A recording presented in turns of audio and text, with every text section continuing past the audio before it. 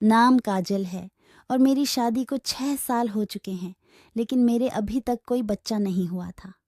मेरे पति मेरी शादी के 2 साल बाद में ही ईरान में नौकरी करने के लिए चले गए थे और आज तक वापस नहीं आए थे। पहले तो मैं जैसे तैसे खुद पर कंट्रोल कर लेती थी, लेकिन अब जैसे जैसे वक्त गुजरता जा रहा था, वैसे वैसे मेरा खुद पर से कंट्रोल छूटने लगा था। मेरे पति के जाने के बाद हमारे घर में मेरे सास ससुर और मैं ही रहते थे।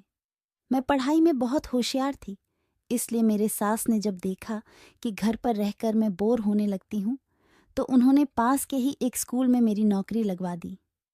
अब मैं रोज़ाना स्कूल में जाने लगी थी और मैं 12वीं तक के बच्चों को पढ़ाती थी।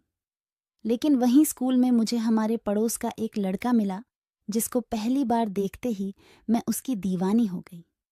वह देखने में बहुत हैंडसम था, साथ ही उसका शरीर भी बहुत मजबूत था और वह किसी पहलवान जैसा दिखता था। मैं जब भी उसकी क्लास में पढ़ाने जाती हूँ तो मेरी नज़रें बार बार उस पर जाकर टिक जाती थीं। यह बात शायद धीरे धीरे वह भी समझ गया था, इसलिए वह भी अब मेरी तरफ देखता रहता था। अब मैं जब भी उसकी तरफ देखती तो उसकी तरफ एक स्माइल पास कर देती थी और जवाब में वह भी मुस्कुरा देता था।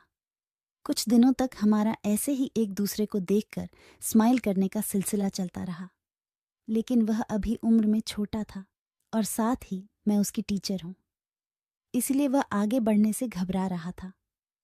तो ऐसे में मैंने सोचा कि क्यों ना मैं ही आगे बढ़कर अपनी तरफ से उसको अपने दिल की चाहत बता दूं। लेकिन मैं चाहकर भी ऐसा नहीं कर पा रही थी, क्योंकि स्कूल में मुझे वह अकेला मिल नहीं रहा था और सभी के सामने मैं उसको अपने दिल की चाहत नहीं बता सकती। इसलिए मैंने थोड़ा सोचकर एक तरकीब सोची। एक दिन मैं उसके घर गई और मैंने उसके घर जाकर उसके मम्मी पापा से मुलाकात की। मैंने उसके मम्मी पापा को समझाया कि आपका लड़का मेरे सब्जेक्ट में कमज़ोर है, इसलिए आप उसका मेरे पास ट्यूशन लगवा दीजिए। उस लड़के का नाम राहुल है।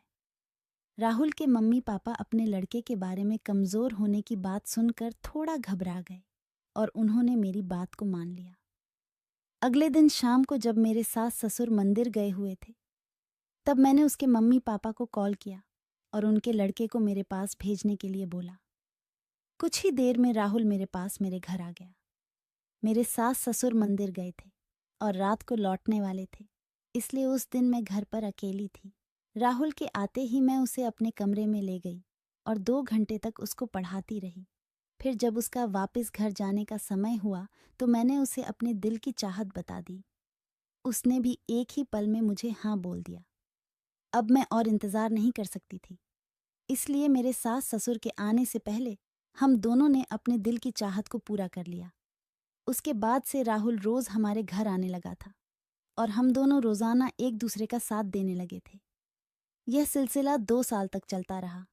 तो धन्यवाद दोस्तों, उम्मीद है आप लोगों को हमारी यह प्यारी सी काल्पनिक कहानी पसंद आई होगी। वीडियो पसंद आए तो चैनल को सब्सक्राइब करना ना भूलें।